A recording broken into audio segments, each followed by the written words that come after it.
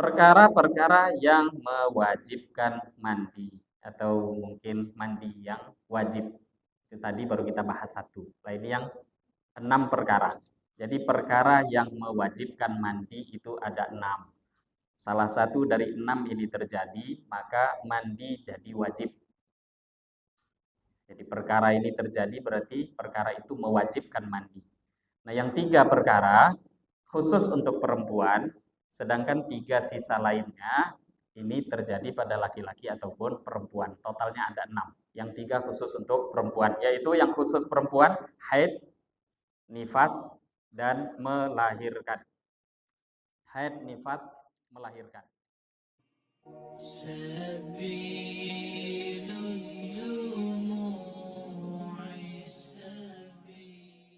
Bismillahirrahmanirrahim. Assalamualaikum warahmatullahi wabarakatuh.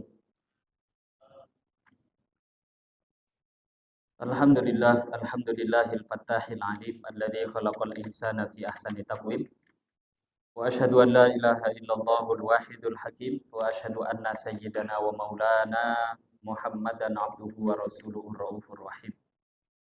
Allahumma shalli wa sallim ala sayyidina Muhammadinil karim al-munzali alaihi wa innaka la'ala khuluqin azim wa ala alihi wa ashabihi alladhina ataw rabbahum biqalbin salim amma ba'd.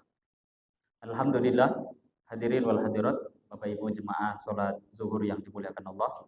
Kembali kita syukur pada Allah dengan mengucapkan alhamdulillahirabbil alamin. Bersolawat pada Nabi sallallahu alaihi wasallam dengan mengucapkan Allahumma shalli ala sayyidina Muhammad wa ala ali sayyidina Muhammad. Hadirin wal hadirat rahimakumullah, siang ini kembali kita syukur pada Allah. Allah Ta'ala masih memberi taufik, pertolongan kepada kita semua, sehingga di siang hari ini kita bisa datang ke masjid melaksanakan sholat zuhur dengan cara berjamaah. Kembali kita syukuri anugerah ini, berharap semoga dengan kita selalu bersyukur, Allah Ta'ala istiqomahkan kita di dalam amal agama sampai akhir hayat kita. Amin ya Rabbal Alamin. Hadirin wal hadirat rahimakumullah, siang ini kembali kita perpanjang i'tikaf sejenak di masjid ini. Nawaitu i'tikaf fi hadzal masjid sunnatan lillahi ta'ala. Niatkan dalam hati saya niat i'tikaf di masjid ini sunnah semata-mata karena Allah Ta'ala. Sambil i'tikaf kita sedikit lanjutkan pembahasan kitab fikih ibadah dari kitab Taqriratus Sadidah fil Masailil Mufidah. Bab siang ini kita masuk dalam satu judul bab baru, Babul Ghusli, bab pembahasan tentang mandi. Sebelumnya kita membahas tentang istinja dan juga sudah membahas tentang wudu. Sebagaimana yang kita tahu, bab bersuci toharoh di antara bab yang terpenting tentu bab mandi. Ini hari-hari yang kita lewati. Kalau bab wudu ini berkaitan dengan hadas kecil, menghilangkan hadas kecil dengan berwudu. Mandi ini nanti bab yang agak cukup panjang berkaitan dengan menghilangkan hadas besar. Jadi ada hadas kecil, hadas besar. Hadas besar, hadas yang dihilangkan dengan mandi. Kalau hadas kecil dihilangkan dengan wudu. Atau nanti ada bab nanti di belakang, insya Allah panjang umur, bab tayamum. Tayamum bisa menghilangkan hadas kecil ataupun hadas besar. Bapak Ibu yang dimuliakan Allah, bab mandi ini penting karena hari-hari mandi banyak kita buat. Kalau dalam bahasa Arab sedikit kita mengkaji pengetahuan tata bahasa Arab, karena kita tahu dalam bahasa Arab itu Bapak Ibu sedikit, jangankan huruf, harokat saja berubah, maka bisa-bisa makna pun berubah. Nah, contohnya dalam mandi. Mandi itu hurufnya ghain, sin, lam. Ghain, sin, lam. Dengan mendomahkan huruf ghain, ghusl. Jadi didomahkan, ghusl, artinya mandi. Meratakan air ke seluruh tubuh. Sedangkan kalau difathahkan, ghusl, itu artinya membasuh. Nah, kalau membasuh kan nggak mesti mandi. Nah, membasuh contohnya dalam wudu. Basuh muka, basuh tangan, basuh kaki. Maka dalam istilah bahasa fikihnya nanti membasuh wajah itu atau membasuh tangan ghuslul yadain, membasuh dua tangan. bukan menggunakan ghuslul yadain, bukan dengan dhammah tapi fathah. Nah, ini bab mandi dengan mendommahkan huruf ghaib. Jadi ini sedikit pengetahuan juga bagi kita. Tadi dalam bahasa Arab kadang berubah, berbeda harokat, itu akan merubah arti dan makna. Mandi ini Bapak Ibu, ada beberapa hukum dalam mandi ini. Nah, ini hukum, kembali kita ulang. Kalau ditanya hukum itu apa hukumnya, maka mesti hukum itu kembali salah satu pada 5 perkara. Kalau nggak wajib, sunnah. Kalau tak sunnah, makruh. Kalau tidak makruh, ya haram. Salah satu dari 5 perkara. Ya, kalau dijawabnya, apa hukumnya ini? Bid'ah. Itu tak paham dengan kajian hukum. Bid'ah itu belum ada hukumnya, sehingga bid'ah ini kalau mau dihukumi, apa hukumnya ini? Ini bid'ah. Bid'ah itu maknanya tak ada di zaman Nabi. Karena tak ada, belum ada hukum. Maka perlu dilihat dulu, kemana arah hukumnya. Baru nanti bid'ah itu setelah diteliti, oh bisa jadi ini bid'ahnya haram. Bisa jadi bid'ahnya makruh. Bisa jadi bid'ah ini mubah. Bisa jadi bahkan sunnah, bahkan wajib. Nah, ada orang yang heran, kok bisa pula bid'ah itu sunnah, kok bisa pula bid'ah itu baik. Tadi, bid'ah itu belum ada hukum. Bid'ah itu bukan hukum. Mandi, ini juga terbagi menjadi beberapa hukum. Ada kalanya mandi itu wajib. Bisa jadi mandi itu wajib. Lah nanti akan kita bahas ke depan. Ada beberapa mandi wajib. Paling tidak ada 6 nanti. Nah, tambahannya, mandi wajib diantaranya mandi yang dinazarkan. Jadi kalau mandinya aslinya tak wajib, tapi dia nazarkan, saya mau mandi, misal mandi sunnah dia nazarkan. Ini hari Jumat, saya mau mandi nazar, mandi Jumat. Lah aslinya mandinya nggak wajib, akhirnya jadi wajib. Kemudian yang kedua, mandi itu bisa jadi hukumnya sunnah. Nah, mandi sunnah diantaranya mandi Jumat, mandi hari raya Idul Fitri, Idul Adha, mandi untuk sholat istisqa dan lain sebagainya. Ini mandi-mandi sunnah. Maknanya kalau tak mandi ya tidak dosa. Kemudian yang ketiga, ada kalanya mandi berubah hukum menjadi mubah. Mubah, jawaz, boleh. Boleh atau mubah ini tak dapat pahala. Mandi yang dibuat seperti karena mungkin terasa panas, gerah, mandilah hari ini. Mandi apa namanya? Mandi mubah. Tiap hari mandi, berangkat ke kantor mandi dulu, pulang dari kantor mandi. Mandi apa itu namanya? Apakah mandi wajib? Ya tentu kalau berangkat kantor atau pulang ya itu bukan wajib, bukan sunnah, itu namanya mandi mubah. Yang keempat, mandi itu bisa jadi hukumnya menjadi makruh. Makruh al-ghuslu bil inghimas lis-shaim. Apa ada mandi itu makruh? Ada. Mandi yang makruh, mandi dengan cara menyelam. Menyelam bagi orang yang sedang puasa. Jadi kalau sedang kondisi puasa, berenang sampai menyelam, itu makruh hukumnya. Kenapa? Karena bisa berpotensi membatalkan puasa. Apakah batal puasa orang berpuasa tapi berenang menyelam? Nggak batal, tapi potensinya bisa. Tapi kalau cuma berendam, enggak. Menyelam itu seluruh tubuh kita ada di bawah air. Nah, mandi, menyelam bagi orang puasa, makruh. Kemudian yang terakhir, mandi bisa jadi hukumnya haram.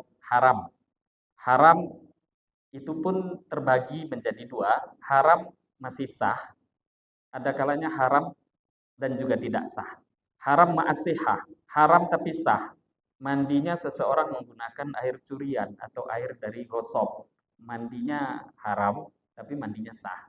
Ini bab wudu juga pernah kita bahas. Berwudu dengan air curian, wudunya dihukumi sah tapi haram. Haram karena penggunaan airnya.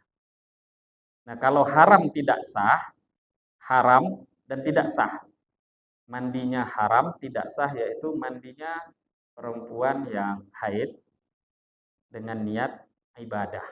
Maknanya dia niat misalkan mandinya wajib, wajib sunnah ini kan ibadah begitu. Nah, sedang kondisi haid dengan tujuan mandinya ibadah itu nggak boleh. Tapi bukan berarti nggak boleh mandi.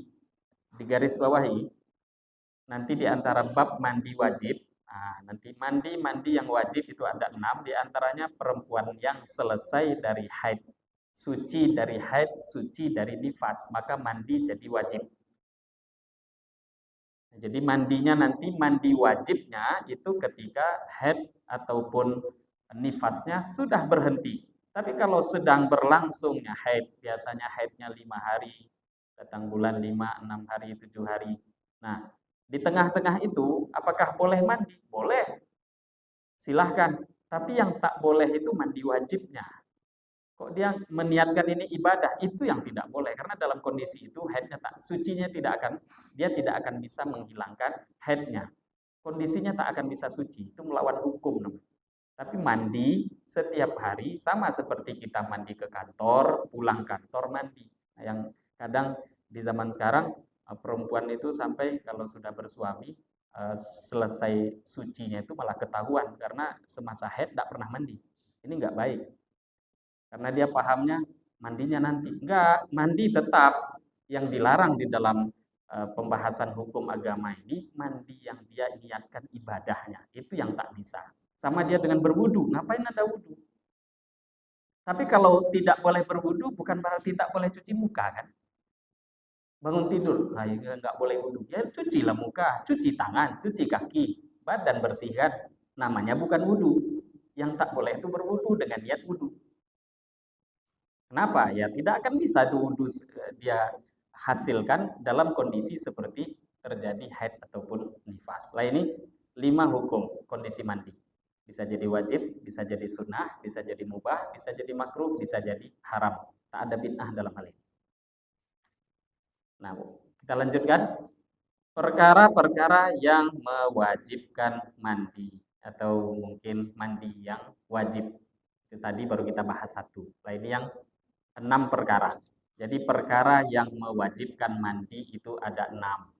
Salah satu dari 6 ini terjadi, maka mandi jadi wajib. Jadi perkara ini terjadi berarti perkara itu mewajibkan mandi.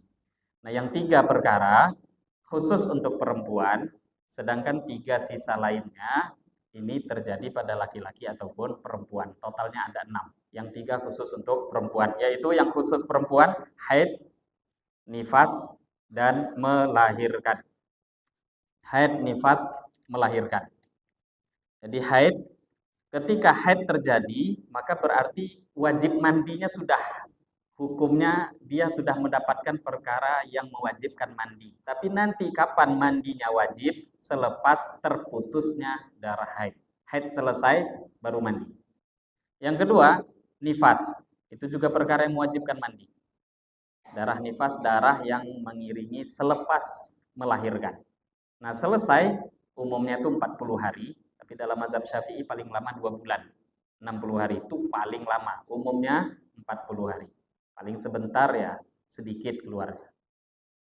Bisa jadi sehari atau waktu itu sesaat sebentar itu paling sedikitnya nifas.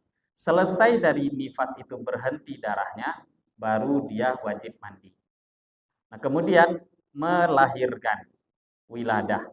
Melahirkan ini yang hampir kadang perempuan kurang perhatian. Ya kurang perhatiannya seharusnya suami yang memperhatikan.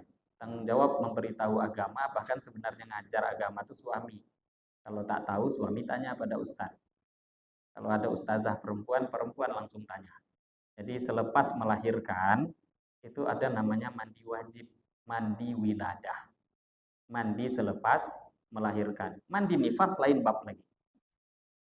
Nanti 40 hari kemudian, itu namanya mandi nifas. Mandi melahirkannya ada. Dan itu hukumnya wajib. Walaupun melahirkannya itu, walau waladat mudghatan au alaqah. Walaupun yang keluar itu hanya gumpalan daging atau bahasa kita keguguran. Bahkan gumpalan darah sekalipun, keguguran itu dihitung seperti melahirkan. Wajib mandi. Nah, jadi keguguran apalagi kalau kegugurannya sampai anaknya sudah ada nyawa 4 bulan ke atas, nah itu sudah bernyawa. Memang sunnah-sunnah lainnya bahkan ada, kalau sudah anak itu ada nyawa dia dihitung anak. Jadi kalau ditanya ada berapa anak bapak ibu, yang ada hidup 2, ternyata dulu 4 bulan ke atas keguguran, itu anak itu, jangan jawab 2, 3. Terus Diberi nama sunnah. Bahkan diakikahkan sunnah. Kenapa? Itu orang itu. Hukumnya bahkan sama. Kalau sudah berbentuk orang, memang sudah bernyawa, dia mesti ketika lahir itu juga dimandikan, dia juga dikafani dan juga disolatkan. Itu orang gitu.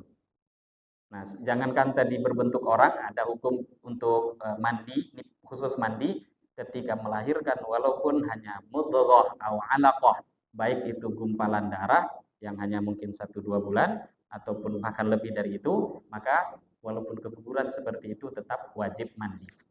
Jadi 3 ini khusus untuk perempuan. Nah, sedangkan 3 lainnya, laki-laki dan perempuan itu sama wajibnya, yaitu yang pertama eh, ilajul hasyafah fil farji, berjumpanya 2 khitan. Mohon maaf bahasa hadisnya memang begitu. Idal takol khitanani faqad wajabal ghusl. Kalau 2 khitan, maknanya mohon maaf, di bahasa fikih kan harus tegas. Kalau kemaluan laki-laki dengan kemaluan perempuan berjumpa, wajib mandi walaupun tidak keluar mani. Wajib. Keluar mani itu menjadi hukum wajib mandi tersendiri walaupun tidak melakukan hubungan suami istri. Nah, jadi dia 2 hukum yang berbeda.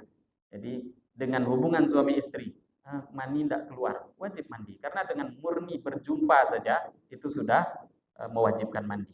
Dan ilajul hasyafah fil farji, masuknya hasyafah penis ke dalam farji ini mewajibkan mandi. Mohon maaf, dalam hukum kubul dengan dubur sama satu hukum. Kubul tempat buang air kecil, dubur tempat keluarnya buang air besar. Itu kalau berjumpa melakukan hubungan suami istri wajib mandi walaupun lewat dubur. Ini babnya bukan bab boleh atau tidak. Ini babnya bab wajib mandi yang sedang dibahas. Mohon maaf, ada orang zina. Apakah itu halal? Haram. Walaupun haram, kalau ditanya bab mandinya gimana? Ya wajib mandi. Bukan, oh ini wajib mandi berarti enggak. Bab wajib mandinya ini yang dibahas. Jadi ketika dia hubungan suami istri, baik lewat kubul ataupun dubur, maka terjadilah perkara yang mewajibkan mandi. Walaupun tidak keluar mani. Nah yang kedua, yang laki-laki juga perempuan sama-sama wajib mandi. Khurujul mani, keluarnya mani. Walaupun tidak dengan berhubungan suami istri.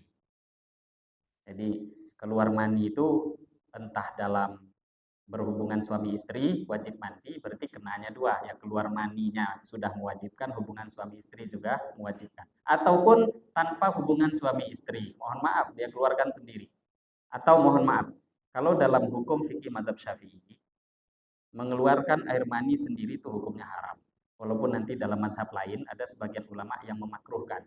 Tapi bisa jadi hukum halal kalau memang dibuat oleh orang yang halal untuk dia. Contohnya istri. Jadi dalam Islam ada hukum seperti itu. Nah, kemudian terjadi keluar mani, wajib mandi. Wajib mandi. Nah, sedikit mungkin dan ini sering kita dengar, ada 3 benda yang mirip tapi berbeda.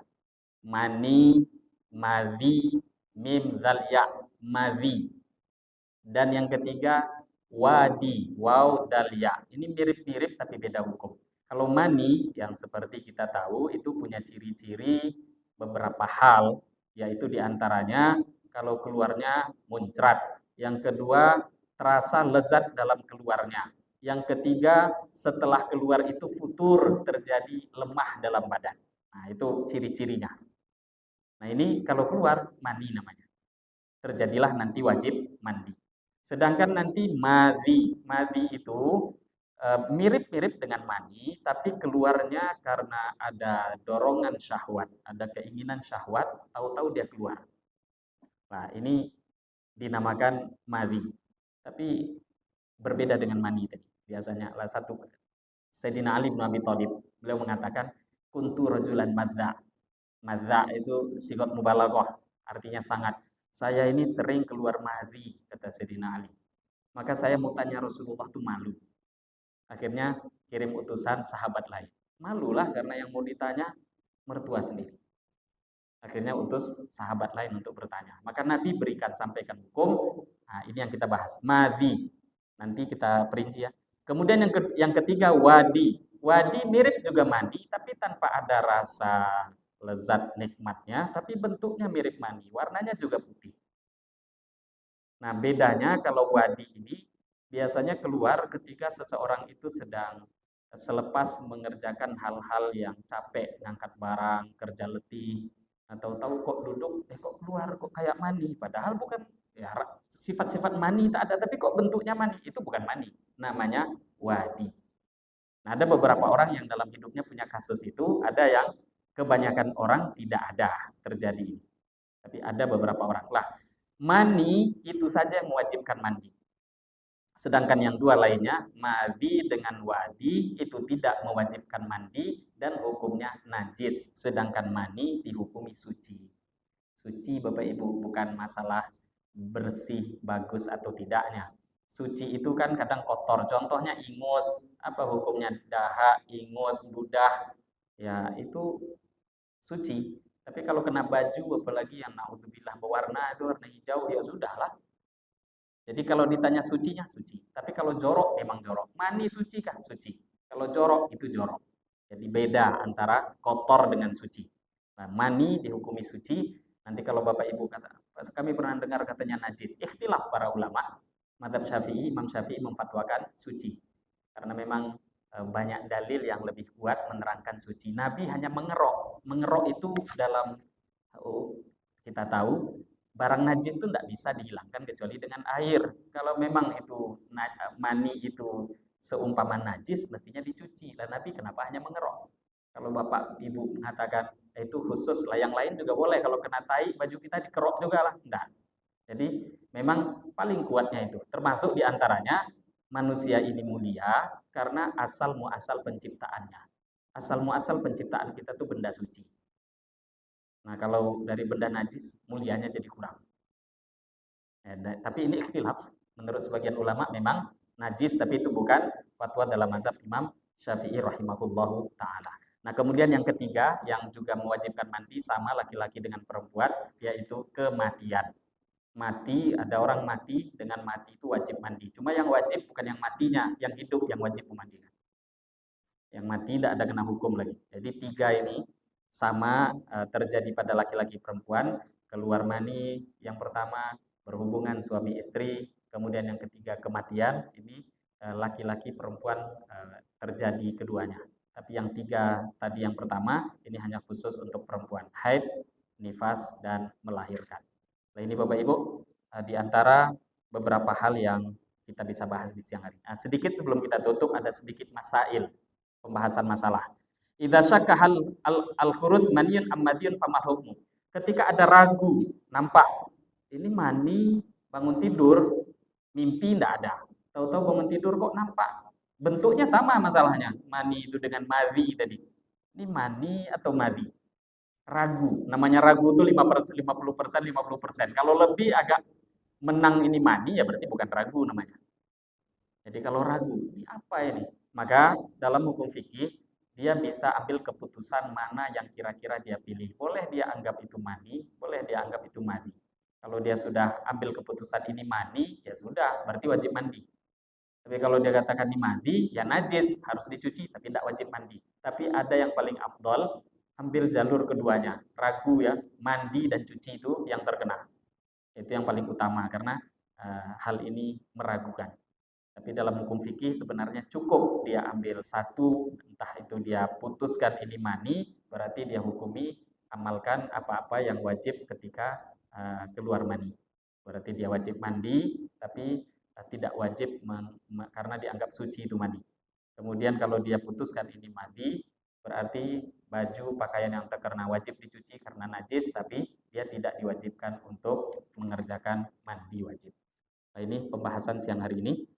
Pembahasan setelahnya insya Allah panjang umur kita bahas lanjutan tentang fardunya mandi. Nah, itu tadi baru hukumnya mandi. Sekarang dalam mandi wajib atau mandi sunnah nanti tentu ada beberapa fardu rukun-rukunnya sehingga dikatakan sah mandinya seseorang. Ini masuk dalam pembahasan fardu mandi. Demikian mungkin sebelum ditutup ada yang mau bertanya? Saya kira cukup. Ya Pak.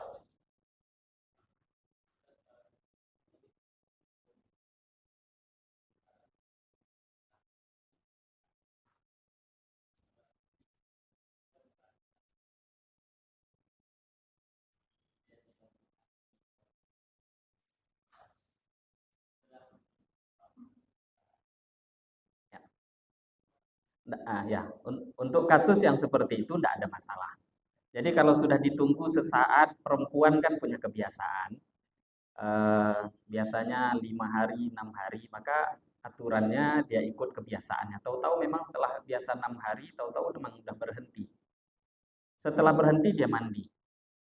Tahu-tahu besok harinya keluar lagi. Lah mandi kemarin gimana? Nggak masalah, karena memang fikih itu hukum zohir. Kemarin itu suci. Nah sekarang ini, oh rupanya head. Selama masih keluar dalam masa 15 hari itu masih head.